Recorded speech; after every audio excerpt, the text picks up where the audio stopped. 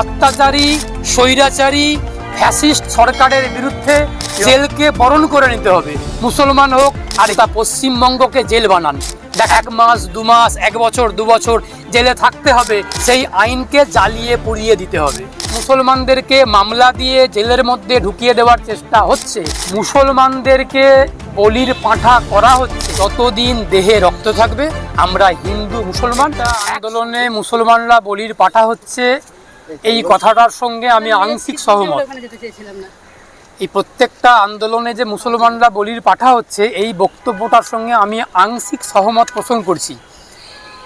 এবং এর পাশাপাশি আমি একটা কথা বলতে চাই, রাষ্ট্র এবং সরকার যখন একটা বিশেষ সম্প্রদায়ের বিরুদ্ধে বিষাদাগার করে তখন একটা বিশেষ সম্প্রদায় বারবার বলির পাঁঠা হবে, এটা স্বাভাবিক।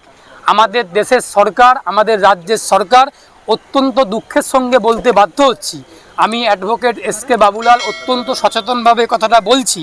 আমি জানি না আমার কথাটাকে কে কিভাবে গ্রহণ করবেন, কেউ সমালোচনা করবেন, কেউ বিরোধিতা করবেন, কেউ সমর্থন করবেন, কিন্তু বিষয়টা হচ্ছে মুসলমানদেরকে বলির পাঁঠা করা হচ্ছে, এটা সরকারের কুমানসিকতার শিকার হচ্ছে মুসলমান সম্প্রদায়ভুক্ত মানুষ।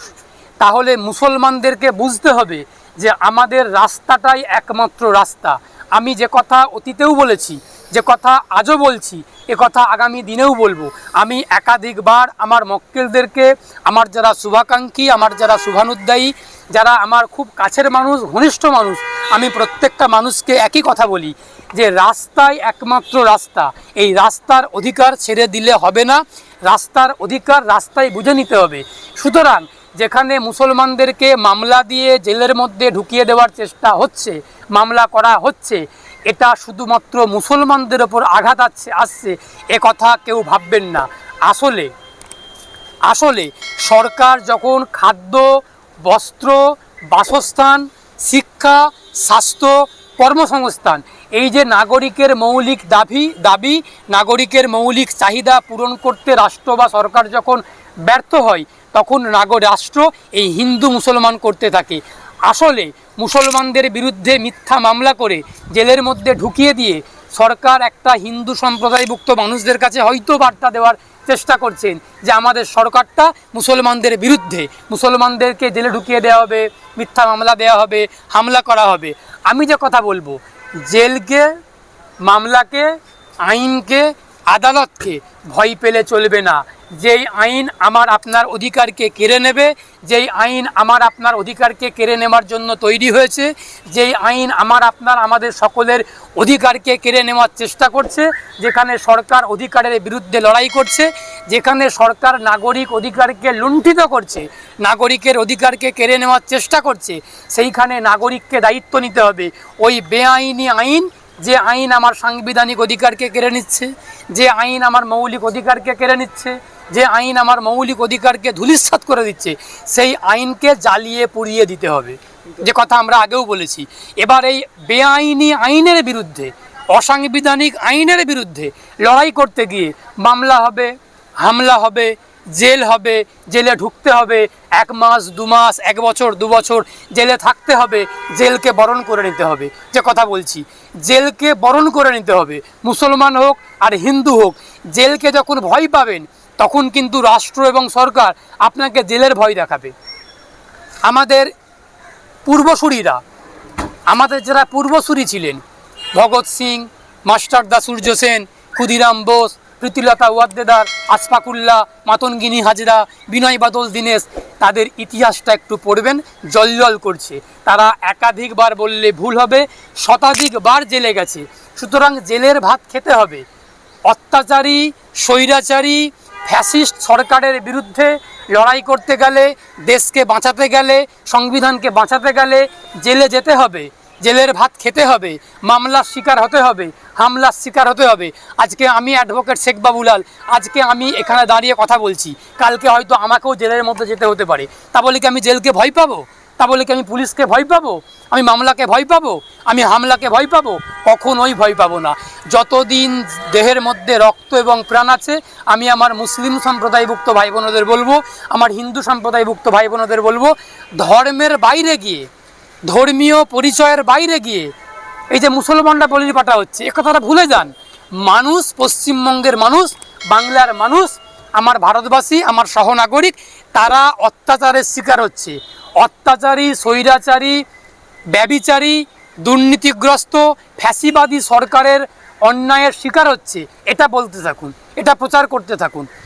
তাহলে অন্যায় যখন আপনার চোখের সামনে হবে, সংবিধানকে যখন দেশের মানুষের চোখের সামনে যখন সংবিধানকে অমান্য করা হবে, সরকার যখন সংখ্যাগরিষ্ঠতার অহংকারে সংবিধানকে ধূলিসাৎ করে দেওয়ার চেষ্টা হবে, আমি অ্যাডভোকেট এস.কে. বাবুলাল অত্যন্ত সচেতনভাবে বলছি, নাগরিকের দায়িত্ব সেই সংবিধানকে, দেশকে, বাংলাকে, বাংলার মাটিকে বাঁচানোর জন্য আমাদের পূর্বসূরিরা, ভগৎ সিংরা, মাস্টারদা সূর্য সেনেরা, বিদায় বাদল দীনেশরা, ক্ষুদিরাম বোসরা যে পথ অবলম্বন করে আন্দোলন করে গেছে, সেই একই পথ অবলম্বন করে আমাদেরকে দেশের মাটি, দেশের সম্প্রীতি, দেশের অখণ্ডতা, দেশের সংবিধান, দেশের বিচার ব্যবস্থা, সর্বোপরি দেশকে বাঁচাতে সেই পথ অবলম্বন করে লড়াই, আন্দোলন, প্রতিবাদ, সংগ্রাম চালিয়ে যেতে হবে।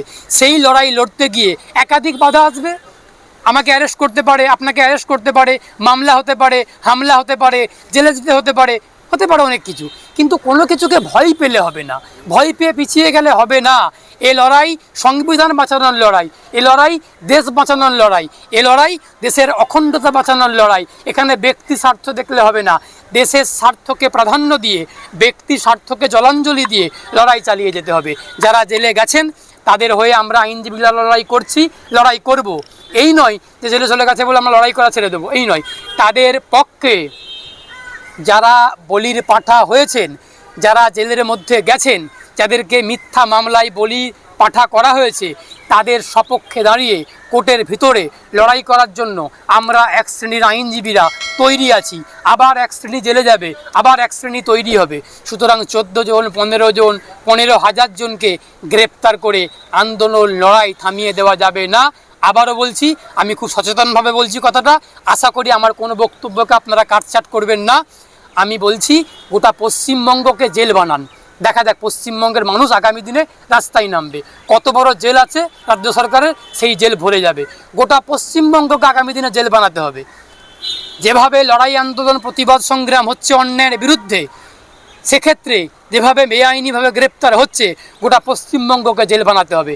আমরা প্রত্যেকটা অন্যায়ের বিরুদ্ধে, আমরা ন্যায়ের পক্ষে, আমরা অবিচারের বিরুদ্ধে বিচারের পক্ষে, আমরা স্বৈরাচারের বিরুদ্ধে গণতন্ত্রের পক্ষে, আমরা অসাংবিধানের বিরুদ্ধে সংবিধানের পক্ষে। একথা স্পষ্ট কথা, একথা মানে একদম ক্লিয়ার কথা। এখানে কোনো রকম দ্বিধা, দ্বন্দ্ব, কোনো রকমভাবে কোনো বাধা বিপত্তির জায়গাই নেই। আমরা পরিষ্কার কণ্ঠে বলে যাচ্ছি, একথা বলবো আগামী দিনেও। যতদিন দেহে রক্ত থাকবে, আমরা হিন্দু মুসলমান একসঙ্গে হাতে হাত ধরে বাংলার মাটিতে, বাংলার রাস্তার দখল নেব গণতান্ত্রিকভাবে, শান্তিপূর্ণভাবে। দেখব শুভেন্দু অধিকারীর কত বড় জেল আছে।